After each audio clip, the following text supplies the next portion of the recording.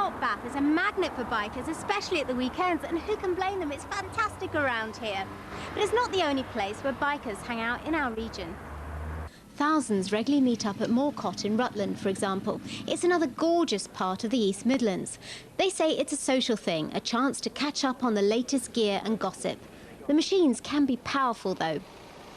Now, this bike reaches top speeds of around 130 miles an hour. Some bikers, like some motorists, want to behave irresponsibly and push their machine to the very limit.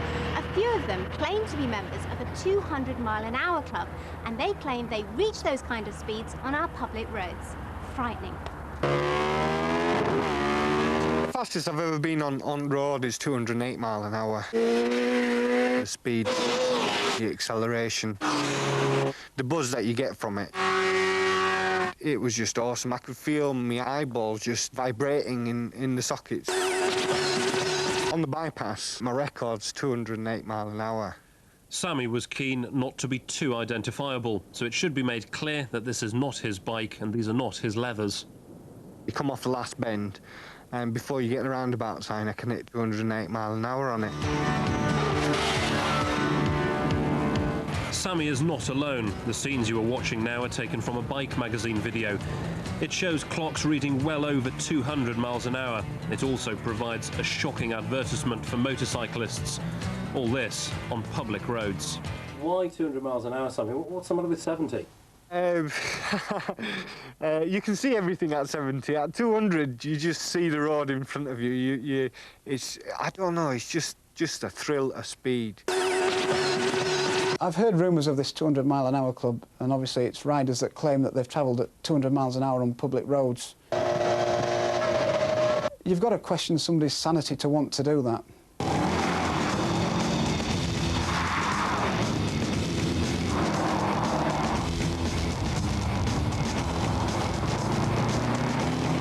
Traffic Constable Dave Clayton and his unmarked Subaru Impreza. With the motorcycles in particular, the speeds that we're talking about, our top speed this year has been 144.7, where the speed limit was actually 60 miles an hour. Within a few minutes of him taking up position in a hidden lay-by, he's pursuing yet more bikers. Two bikes just come past us while we're being parked in the lay-by. Nearly sucked us out the window in the slipstream. So we're after them now, we're 110 miles an hour. Still making no headway on them. Knock them off on the Vascar here. Dave is reaching incredible speeds, up to 117 miles an hour.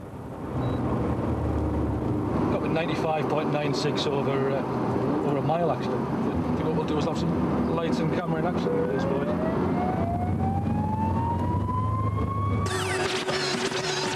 Have you any idea how fast you were travelling up there? Well, 60 I thought, but you're probably going to say otherwise, aren't you? You thought you were travelling 60 miles an hour up there? Yeah. Your speed will work? Yeah.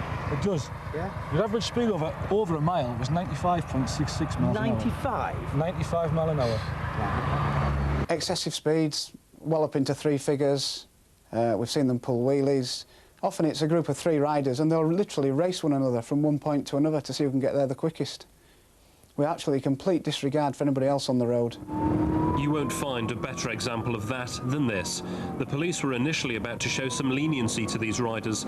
They'd been clocked at 80 and a 60 on their way into Settle and were about to be let off with a warning.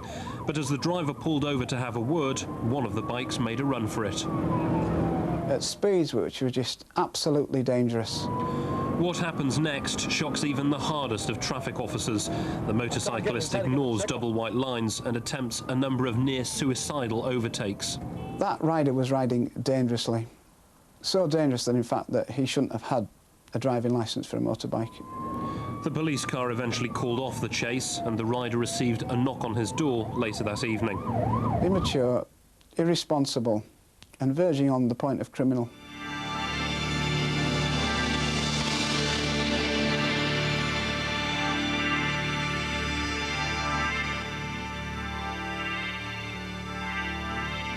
The thing is, modern superbikes are just so quick. To show you precisely how fast, we've hired a North Yorkshire runway. Here is a car that most of us would regard as pretty fast. It's 6 cylinders, it's 2.5 litres, it's a BMW, and behind the wheel is a professional race driver. Now over here and up against the car, we have a run-of-the-mill superbike, and on this is a rather nervous reporter.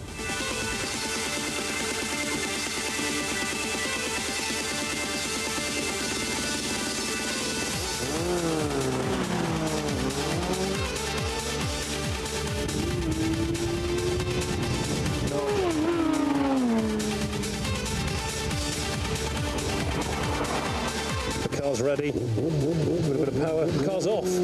Come on then, catch me if you can. Oh, the power delivery is unbelievable. I'm just struggling to keep the front wheel down. I'm absolutely flat out. The bike's just pulling away. I'm having to back off, actually. I'm scared of running out of tarmac, and the car is absolutely nowhere. Why give us toys that can do 200 mile an hour if you don't want us to do 200 mile an hour? What are the logical reasons for producing a motorcycle that can travel at speeds of up to 200 miles an hour? Well, first, I think we have to remember that the ultimate speed, top speed of a vehicle has not been shown in studies to be an accident causation factor. The two key factors are, number one, the age of the driver or rider, and secondly, the experience of that driver or rider. Joe Ryko is a man who adores motorbikes. He's a man who reckons he never really had to speed to enjoy his machine. He's also a man who will never walk again.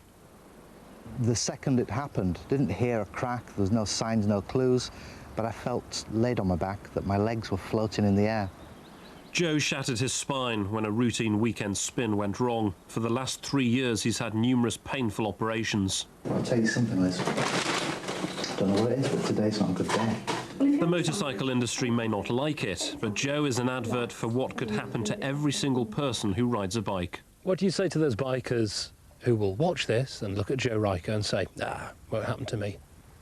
Well, the amazing thing is, I was one of those people a very short while ago. I was just like any biker that may be happening to watch me now on this programme.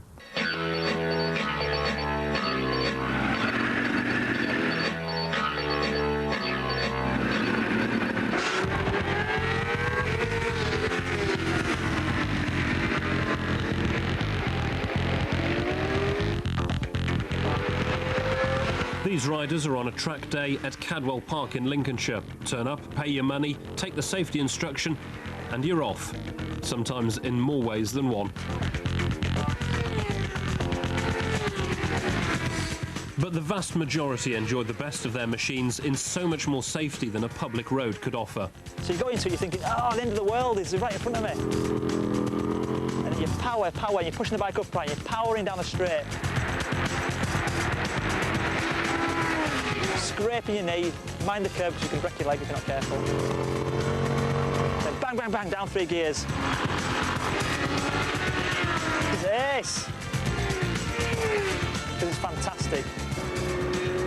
It's a world away from my normal day. And it just fills me with excitement and passion. Meanwhile, Joe Ryko is being shown exactly what his bike crash left him with. Is that my spine? That's your, That's me. That's your MRI scan. Have you any idea how fast you're travelling? What kind of speeds you're making?